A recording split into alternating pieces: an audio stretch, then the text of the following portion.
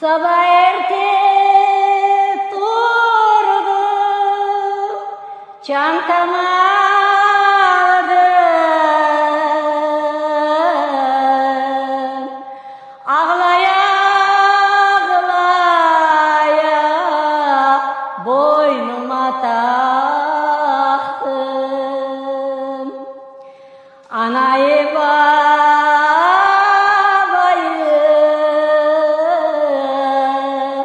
yolda bıraktım.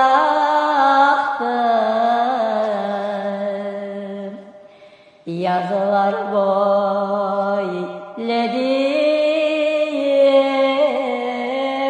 yanar da giderim. Anayı